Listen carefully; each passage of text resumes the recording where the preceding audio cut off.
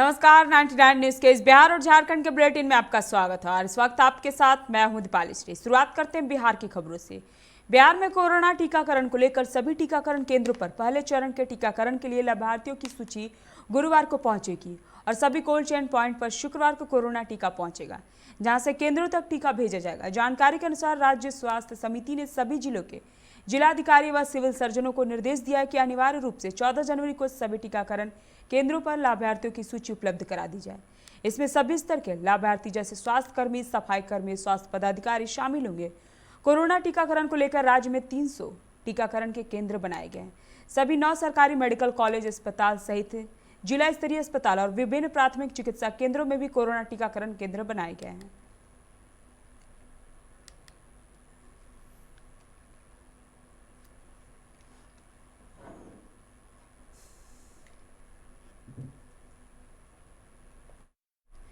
बिहार सरकार प्रतिबंधित दवाओं के निर्माण के लिए लाइसेंस नहीं देती है, तो फिर कैसे इनका निर्माण हो रहा है? सूबे में धड़ल्ले से इनकी बिक्री कैसे हो रही है? ऐसी लापरवाही कोर्ट बर्दाश्त नहीं कर सकती है। प्रतिबंधित दवाओं की बिक्री व निर्माण के मामले पर सुनवाई करते हुए पटना हाई कोर्ट ने तल्ख टिप्पणी की। कोर्ट ने स्वास्थ्य विभाग के प्रधान सचिव को 1 सप्ताह के भीतर यह बताने को कहा है कि प्रतिबंधित दवाओं के निर्माण व बिक्री पर लगाम लगाने के लिए तैनात किन अधिकारियों की लापरवाही के कारण सूबे में इनका निर्माण व बिक्री हो रही है। कोर्ट ने ऐसे लापरवाह अधिकारियों के खिलाफ क्या कदम उठाया गया है, इस बारे में पूरी जानकारी देने का आदेश दिया है। बिहार में कोविशील्ड वैक्सीन के 20,000 डोज की दूसरी खेप हवाई मार्ग से बुधवार को बिहार पहुंची। Serum institute of India Pune से यह दूसरी खेप राज्य को उपलब्ध कराई गई। 3 बड़े बॉक्सों में यह खेप बिहार पहुंची। प्रत्येक बॉक्स में 384 वायल कोरोना वैक्सीन रखी गई है, यानी कुल 1152 वायल कोरोना वैक्सीन और आएगी। इसे पटना एयरपोर्ट से पूरी सुरक्षा के साथ नालंदा मेडिकल कॉलेज अस्पताल पटना स्थित राज्य टीका औषधि भंडार में रखा गया। इसके पूर्व मंगलवार को राज्य की स्वास्थ्य एवं परिवार कल्याण मंत्रालय द्वारा भेजी गई 10 डोज वाली 54,900 वायल कोविशील्ड वैक्सीन प्राप्त हो चुकी है। पटना हाईकोर्ट ने नियोजित शिक्षकों को जल्द अपनी डिग्री की जांच कराने का आदेश दिया। डिग्री जांच नहीं कराने वाले शिक्षकों को फरवरी से वेतन नहीं मिलेगा। साथ ही डिग्री जांच में कोताही बरतने वाले अधिकारियों पर भी कार्रवाई करने का आदेश कोर्ट ने दिया है। कोर्ट ने निगरानी जांच में भी तेजी लाने को कहा है। मामले पर अगली सुनवाई 28 जनवरी को होगी। मुख्य न्यायाधीश न्यायमूर्ति संजय करोल तथा न्यायमूर्ति अनिल कुमार सिन्हा की खंडपीठ ने रंजीत पांडे की ओर से 2 दायर लोकहित याचिका पर सुनवाई की। वहीं आवेदक की ओर से अधिवक्ता दीनू कुमार ने कोर्ट को बताया कि अब भी हजारों फर्जी शिक्षक नौकरी में बने हुए वेतन ले रहे हैं। जांच धीमी गति होने के कारण फर्जी शिक्षक अपने पद पर बने हुए हैं। बिहार के सुपौल में एक बस हादसे में 18 यात्री घायल हो गए। छातापुर से पटना से जा रही देव ट्रेवल्स ने आगे चल रही शंकर रथ में टक्कर मार दी, जिससे यह हादसा हुआ। हादसा सदर थाना क्षेत्र के NH 327 पर चैन सिंह पट्टी के पास हुआ। हादसे में बस में सवार 1.5 दर्जन से अधिक यात्री घायल हो गए। घायल की सूचना पर सदर थाना पुलिस ने ग्रामीणों के सहयोग से सभी जख्मियों को सदर अस्पताल में भर्ती कराया। डॉक्टर ने सभी जख्मी को प्राथमिक इलाज किया और गंभीर रूप से घायल लोगों को बेहतर इलाज के लिए रेफर कर दिया। बिहार की राजधानी पटना एयरपोर्ट पर तैनात इंडिगो की स्टेशन मैनेजर रुपेश सिंह हत्याकांड में पुलिस को अहम सुराग मिले हैं। सूत्रों के अनुसार सीसीटीवी कैमरे में मिले फुटेज के अनुसार अपराधियों ने एयरपोर्ट से रुपेश का पीछा करना शुरू कर दिया था। पूरे रास्ते अपराधी मौके की तलाश में थे, लेकिन रास्ता व्यस्त रहने से शूटरों ने हमला नहीं किया। इसके बाद जैसे ही रुपेश ने अपनी गाड़ी गली की ओर घुमाई, अपराधी सक्रिय हो गए। फिर गाड़ी के अपार्टमेंट के सामने रुकते ही शूटरों ने गोलियां दागनी शुरू कर दी। यह फुटेज पुलिस के लिए तुरुप का साबित हो रहा है। मुजफ्फरपुर के करजा में भीम आर्मी के जिलाध्यक्ष रंजीत पासवान की चाकू घोंपकर हत्या कर दी गई। मोबाइल देखने के विवाद में अपने ही दरवाजे पर उन्हें पड़ोसी शाहबाज अंसारी उर्फ रिंकू ने पेट में चाकू मार दिया। रिंकू और रंजीत के छोटे भाई के बीच मोबाइल पर वीडियो देखने के लिए विवाद हुआ था। मौत के बाद देर रात रंजीत पासवान के समर्थकों ने आरोपित के घर में जमकर तोड़फोड़ की और आग लगाने का भी प्रयास किया। बिहार के मुजफ्फरपुर में हैवानियत 12 वर्षीय बच्ची से गैंगरेप और जिंदा जलाकर मारने की घटना पुलिस ने आरोपित की मां समेत 6 को हिरासत में लिया है। इनसे पूछताछ की जा रही है। वहीं नामजद 4 फरार आरोपितों की गिरफ्तारी के लिए लगातार छापेमारी की जा रही है। हैवानियत की घटना जिले के साहेबगंज के एक गांव में घटी थी। ओरमांझी हत्याकांड का मुख्य आरोपी शेख बेलाल को पुलिस ने गिरफ्तार कर लिया है। बेलाल की गिरफ्तारी ओरमांझी थाना क्षेत्र के कुटेगांव से की गई है। वह ऑटो से कहीं भागने की फिराक में था। पुलिस फिलहाल इस पर कुछ भी बोलने से इनकार कर रही है। सूचना के मुताबिक किसी सीक्रेट स्थान पर रखकर पुलिस उससे पूछताछ कर रही है।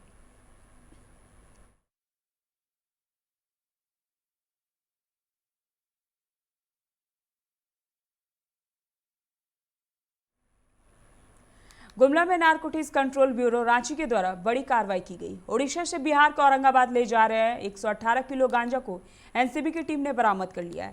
इसके साथ ही 2 गांजा तस्कर भी पकड़े गए हैं। गांजा ट्रैक्टर पर लोड था, ट्रैक्टर के ऊपर में पुआल था और ट्रैक्टर के कैबिन में 10-10 किलो के पैकेट में गांजा को छिपाकर रखा गया था।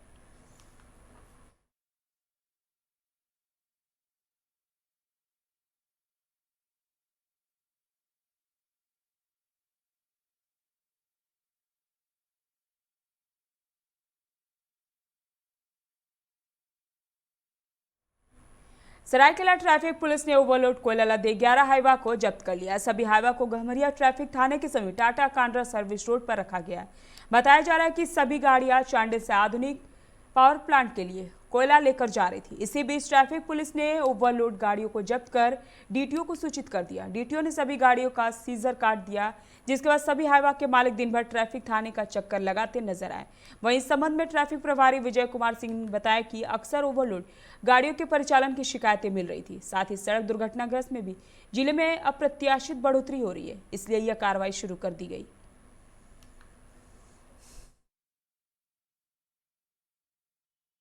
से बहुत सारा दुर्घटना हुआ था कुछ दिनों के अंदर में, तो इसीलिए जो हाईवा बिना कागज़ के बिना प्रॉपर ड्राइविंग लाइसेंस के भी गाड़ियाँ चलाते हैं, इसीलिए खास करके गाड़ियों को चेक करने के उद्देश्य से लगाया गया है। और चूँकि गाड़ियाँ सीज की गई हैं, इनके द्वारा कागज़ प्रस्तुत किया जाएगा, तो उसके जाँच के उपरांत जो भी उचित कानूनी कार्रवाई होगा या जो फाइन होगा उसके बाद इसको उपरांत इन लोगों को मुक्त किया जाएगा। कोयला लदा है, कोयला लदा है, वो कोयला इस संबंध में भी जांच किया जाएगा, परंतु ये एक्चुअली रेलवे रैक का कोयला है। मकर संक्रांति के अवसर पर स्नान दान का विशेष महत्व है, जिसको देखते हुए सरायकेला में नदी में सुबह से स्नान के लिए श्रद्धालुओं की भीड़ देखी गई। श्रद्धालुओं में स्नान के बाद मंदिरों में पूजा अर्चना किए और ब्राह्मणों को दान पुण्य किए। इचागढ़ प्रखंड के जारगोडी और कुकुड़ प्रखंड के तिरलुडी स्वर्णरेखा नदी में भी श्रद्धालुओं की भीड़ काफी देखी गई। का उद्देश्य है इस मकर संक्रांति में गंगा में या कोई भी अच्छा नदी में स्नान करने से पुण्य होता है। पूरा देश भर में नियम चले आ रहे हैं और किसी भी गंगा में या यमुना सरस्वती कोई भी नदी में स्नान करने के बाद दान पुण्य करना चाहिए। नदी किनारे पूर्वजों ने हमारे शिव मंदिर, प्राचीन कालीन शिव मंदिर प्रांगण जारगोडी में नदी के किनारे हमारे पूर्वजों ने जो परंपरा के आधार पर प्रत्येक साल श्रद्धालु यहाँ स्नान नहान करके शिव जी का पूजा अर्चना करते हैं।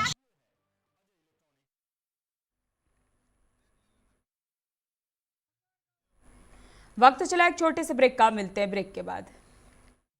घर के लिए सही दरवाजे चुनने की बात हो तो चुनिए सिर्फ टाटा प्रवेश के दरवाजे, जो लकड़ी के दरवाजों से कई गुना है बेहतर। टाटा प्रवेश के दरवाजों में है स्टील की मजबूती और लकड़ी की खूबसूरती। टाटा प्रवेश के दरवाजे फ्रेम और एक्सेसरीज के साथ फैक्ट्री में तैयार किए जाते हैं। लकड़ी के दरवाजे बनाने के लिए बहुत से लोगों से संपर्क करना पड़ता है, जो कि इस समय नुकसानदायक हो सकता है।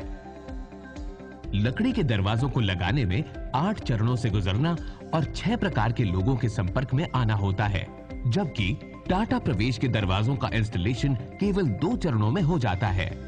बस अपना दरवाजा चुनें, उसका आकार नापें और नो टच डिलीवरी पाएं। इसे हमारी प्रशिक्षित इंस्टॉलेशन टीम द्वारा लगाया जाता है, जो सैनिटाइजेशन प्रोटोकॉल्स का ख्याल रखती है। टाटा प्रवेश के दरवाजे लकड़ी के दरवाजों से कई गुना मजबूत होते हैं और आपके परिवार को सुरक्षित रखते हैं। स्टील के बने होने के कारण इन दरवाजों में स्वाभाविक रूप से न तो दीमक लगता है और न ही इनमें आग पकड़ने का डर होता है। टाटा प्रवेश के दरवाजे मेंटेनेंस फ्री और वेदर प्रूफ होते हैं।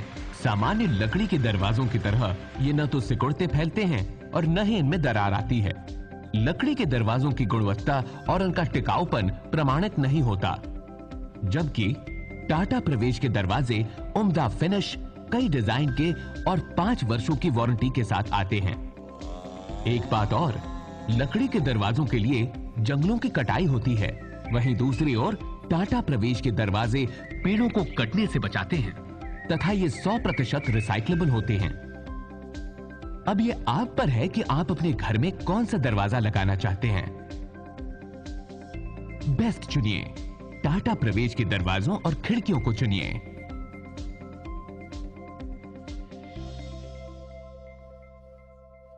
Authorise distributor Shri Ram sales, GT road, Govindpur, Dhanbad. आप इस नंबर पर संपर्क कर सकते हैं 7004709213 9534400091। Hey, I'm sexy Mr. Brown, a prince who's just been crowned. I can brighten up your day, 'cause I'm so sunny. Hey, I'm sexy Mr. Brown, heading out to town. You can hate me all the way, 'cause I got my honey. And that's not funny, my honey. Makes me sing all night. Na na na na na na na na na. Yeah. Sexy Mr. Brown. Your wait for sheer extravagance is over. Presenting Kia Carnival. Bookings open.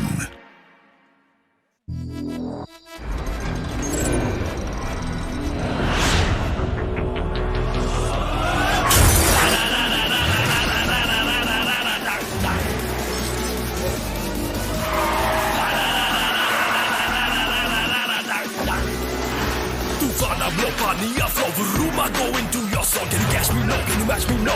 देख मुझे I'll run the roads.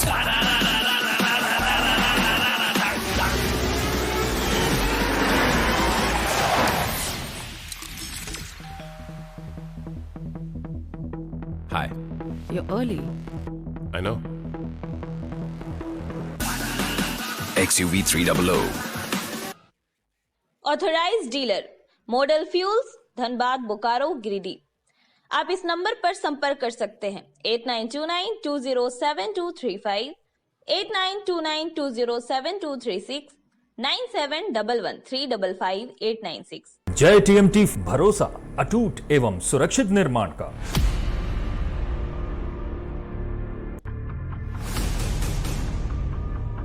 भरोसा अटूट एवं सुरक्षित निर्माण का।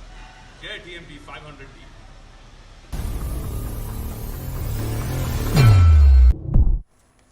Break के बाद आपका स्वागत है। बढ़ते हैं अगली खबर की ओर। मकर संक्रांति के अवसर पर दामोदर नदी के मोहलबनी घाट पर हजारों भक्तों ने आस्था की डुबकी लगाई। सनातन धर्म में मकर संक्रांति के पर्व का विशेष महत्व है। इस बार मकर संक्रांति पर विशेष संयोग बन रहे हैं, जिससे इस पर्व की महत्ता और बढ़ जाती है। सूर्य जब अपने पुत्र की राशि मकर में प्रवेश करते हैं, उस दिन मकर संक्रांति का उत्सव मनाया जाता है।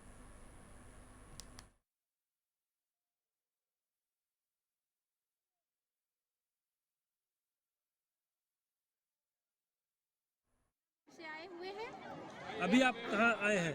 यहाँ दामोदर नदी घाट पे आए हुए हैं स्नान लंघन करने के लिए। आस्था का महापर्व है ये मकर संक्रांति। सब दान पुण्य आदमी किया करते हैं, अपना जो होता है सो करते हैं। अब आस्था का महापर्व है ये, स्नान करने के लिए हम आए हैं। पूजा के बहुत वर्षों से ये पूजा किया जाता है। कुलांचल में मकर संक्रांति की धूम जोरों पर है। मकर संक्रांति पर स्नान को लेकर अहले सुबह से ही लोगों की भीड़ दामोदर नदी घाट समेत कई जलाशयों में दिखी। लोग आस्था डुबकी लगाने के लिए नदी घाटों पर जमा हुए थे। इसके बाद लोगों ने तिल, गुड़, चूड़ा दान किए। इस अवसर पर बच्चों में पतंगबाजी को लेकर काफी उत्साह देखा गया। शहर के गोल्फ मैदान में आसपास के दर्जनों बच्चों ने पतंगबाजी का आनंद लिया। मौके पर बच्चों ने बताया कि वह लोग विभिन्न मोहल्लों से गोल्फ मैदान पहुंचे, वह लोग खुले में पतंगबाजी कर सके। हालांकि बच्चों ने यह भी बताया कि चाइनीज धागा का बहिष्कार भी किए हैं और देसी धागा से पतंगबाजी का लुत्फ उठा रहे हैं। पतंग उड़ाने कहाँ? Golf ground. कहाँ से आई है? यही कोट मोड़ से। कोट मोड़ से। आज पतंग उड़ाने का दिन है। क्यों, घर से क्या खा के निकली है? दही चूड़ा। उसके बाद गुड़। यहाँ गोल्फ ग्राउंड क्या करने? पतंग उड़ाने। पतंग उड़ा रही है। आज मकर संक्रांति का दिन है तो पतंग उड़ाने आए हैं। कहाँ? गोल्फ ग्राउंड में। अच्छा, पतंगबाजी कर रहे हैं? हाँ। कहाँ से आए हैं? ये माडा की तरफ से। सर्वधर्म सामूहिक विवाह समिति के बैनर तले पदाधिकारियों ने गुरुवार को गोल्फ मैदान में भूमि पूजन का आयोजन किया, जिसमें 17 जनवरी को आयोजित होने वाली सर्वधर्म सामूहिक विवाह की शुरुआत हुई। मौके पर समिति के लोगों ने नए जोड़े के बीच शादी के वस्त्र वितरण किए। मालूम हो कि सर्वधर्म सामूहिक विवाह समिति प्रत्येक वर्ष दर्जनों जोड़ों का विवाह संपन्न कराती है, परंतु इस वर्ष वैश्विक महामारी कोरोना के बढ़ते संक्रमण और सरकार के गाइडलाइन का पालन करते हुए कम से कम 15 जोड़ों के विवाह का आयोजन किया जा रहा है, जिसके लिए गुरुवार को समिति के लोगों ने वैदिक मंत्र उच्चारण और पारंपरिक रीति रिवाज के साथ भूमि पूजन का आयोजन किया। आज ये लगातार 7 वर्षों से होते आ रहे सर्वधर्म सामूहिक विवाह समिति का आज पहला पूजा गाल्फ ग्राउंड में किया गया, जिसमें पूरे विधि विधान से पूजा किया गया और सब खूटे का पूजा किया गया, साथ में नारियल तोड़ा गया और हमारे सभी आज जो है बच्चों को जो शादी का जोड़ा भी आज यहाँ से दिया जा रहा है। इसी कपड़े को पहन करके सारे बच्चे जो है उस दिन शादी को 17 तारीख को रविवार को यहाँ पर आएंगे। कितने जोड़ियों का विवाह होगा? इस बार हम लोगों ने 11 जोड़े का किया था, लेकिन जो है 15 जोड़े हो गए हैं और ये लगातार जो है होते आ रहा है। इसमें तिलक दहेज रहित शादी है। हम लोग एक संदेश देना चाहते हैं सभी को कि ये जो है कोई छोटी शादी नहीं है। ये लगातार 1 से 11 बच्चों तक का शादी किया गया प्रत्येक साल। धनबाद शहर के जिला परिषद मैदान से जय श्री राम नारों के उद्देश्य के साथ एक मोटरसाइकिल रैली का आयोजन किया गया, जो शहर के विभिन्न चौक चौराहों से गुजरते हुए प्रभु श्री राम के नाम के गगनभेदी नारों के साथ बागमारा के राम राज्य मंदिर चिटाई धाम के लिए प्रस्थान किया। रैली के माध्यम से अयोध्या में बनने वाले राम मंदिर के लिए लोगों से सहयोग की मांग की गई, जिसमें सनातन धर्म को मानने वाले युवकों ने जगह जगह लोगों से सहायता निधि प्राप्त किया। मौके पर प्रभारी ने बताया कि यह किसी प्रकार का चंदा उगाई नहीं है, बल्कि प्रभु श्री राम के ऐतिहासिक निर्माण के लिए हर सनातनी का सहयोग है, जिससे कि प्रभु श्री राम के जन्म स्थल पर सभी सनातनियों को मदद से प्रभु श्री राम का भव्य मंदिर निर्माण हो सके। आसनसोल से आए हैं हम लोग। बागमारा में रामराज मंदिर है, वहीं पर जाकर के राम जी का जो अभी मंदिर का निर्माण चल रहा है, उसी निधि संग्रह में सब जनता को जगाने के लिए हम लोग बंगाल से बिहार, झारखंड, उड़ीसा हर जगह पर रैली निकाल रहे हैं, ताकि इससे हमारे सनातन धर्म का जय हो।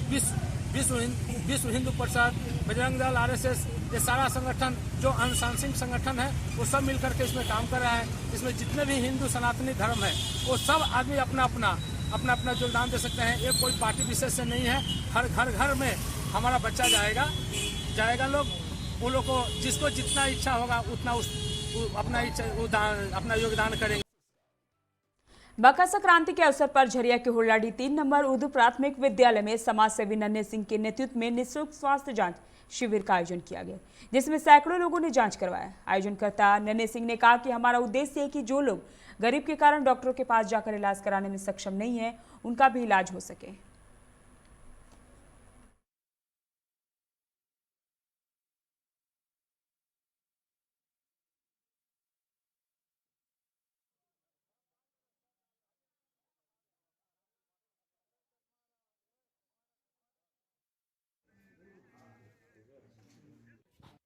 आयोजन यहाँ के स्थानीय लोग के द्वारा किया गया है। यहाँ मुख्य कर्ता हमारे रिजवान भाई हैं और जो कि हम एक संदेश भी देना चाहते हैं, जो अपने स्वास्थ्य जांच के लिए लोग हॉस्पिटल या कहीं और नहीं भी पहुँच पा रहे हैं, तो यहाँ के लोगों के माध्यम के द्वारा ये जांच का शिविर लगाया गया है, ताकि वो अपने घर से यहाँ आकर और उनके लिए सुलभ रहे और वो स्वास्थ्य जांच निःशुल्क करा पाए। तो कई लोग अति पिछड़ी गरीब जाति के लोग जो है कि सक्षम नहीं हो पाते हैं इलाज कराने के लिए, अपने जांच कराने को लेकर के, तो उसको लेकर आप सामाजिक कार्यकर्ता होने का नाते कितना मदद करेंगे उन गरीबों को कि जो आसानी हो उन लोगों को इलाज कराने? जी बिल्कुल। एक्चुअली ये हमारे वार्ड में कराया गया और ऐसा नहीं है कि ये चिन्हित लोगों के लिए या किसी काउंटेबल लोगों के लिए कि इतना ही लोग हैं। हमारे पास जितने लोग आएंगे उन लोगों को जांच किया जाएगा और उन्हें सुविधा दी जाएगी इस चीज़।